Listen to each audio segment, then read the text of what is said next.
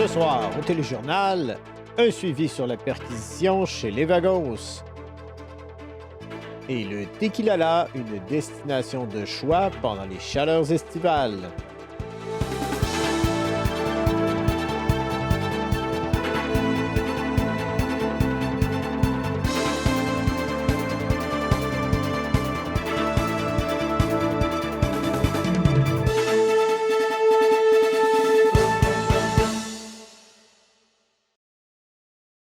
Bonsoir, mesdames et messieurs.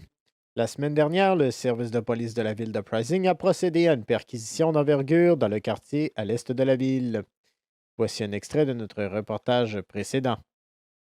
Recueillant de nombreuses armes, une quantité impressionnante de contrebande et de l'argent étant le fruit d'activités criminelles, les policiers et enquêteurs ont su démanteler le gang des Vagos. Weasel News a eu la chance d'interviewer les membres de ce gang, maintenant déchus. Donc, nous sommes ici en studio avec les ex-Vagos, groupe criminalisé qui aurait été démantelé la semaine dernière par le SPVU lors d'une énorme perquisition, c'est bien ça? Exactement. Donc, on aurait complètement là, vidé votre organisation de tous leurs biens. Là. On parle de plusieurs kilos de drogue, des armes et tout. Sans oublier les milliers de Ouais. dollars. OK. Et ils auraient également là, pris plusieurs milliers de dollars à votre entreprise. C'est Euh, ça. quels sont vos projets futurs Ben, en tant écoutez, que groupe? de toute façon, le criminel, pour nous, c'est probablement très terminé. On va tout travailler de façon légale désormais. On cherche pas la marde. On cherche pas à créer des problèmes. On est là, on reste tranquille dans notre petit coin, évidemment. Puis je pense que c'est pas mal ça. Considérez-vous là, que le criminel, là, ça peut être quelque chose de rentable ou que c'est quelque chose qui vient toujours à bout là, des forces de l'ordre? Donc, on vient toujours par se faire prendre. Écoutez, ça dépend surtout. C'est si tu te fais pas prendre, c'est très rentable. Si tu te ferais prendre, ça l'est pas du tout. Mais du moins, pensez-vous régler vos conflits avec les forces de l'ordre éventuellement? Ah oui, là, ça va venir avec le temps, mais pour l'instant, c'est sûr qu'il va rester à avoir une certaine haine.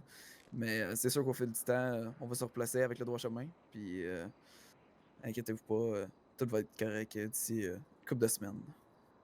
Eh bien, merci messieurs de ces précieux commentaires. De Mm. retour en ondes. Espérons qu'ils sauront trouver la bonne voie et éviter de faire les mêmes erreurs dans le futur. Et maintenant, retrouvons Eva qui va nous parler d'un incontournable cet été lors des grosses chaleurs. Merci Steven. Je suis présentement en direct du Tequilala où nous allons nous entretenir avec les propriétaires afin d'en savoir plus sur leurs services et leurs activités. Depuis combien de temps est-ce que vous avez le Tequilala et est-ce que c'est un défi d'opérer une business comme celle-ci? Ben, ça va faire environ peut-être 7-8 mois là, que je suis propriétaire du tequila. Puis, ben, c'est un défi, là, mais j'ai travaillé là, depuis plusieurs années là, pour les anciens propriétaires. Là, Vous organisez des activités ici? oui, totalement. Nos journées d'ouverture là, sont les mardis, les lundis, les mercredis, puis les vendredis. Mais on fait surtout là, des gros événements les vendredis qui rassemblent plusieurs personnes là, de la ville. Là. Est-ce qu'il y a une concurrence entre les bars de la ville ou comment ça se passe? Est-ce que ça va bien?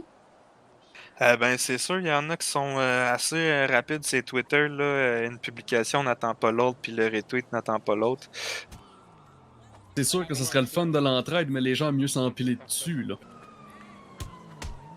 Moi, c'est la compétition, ça me fait pas un pli sur la poche.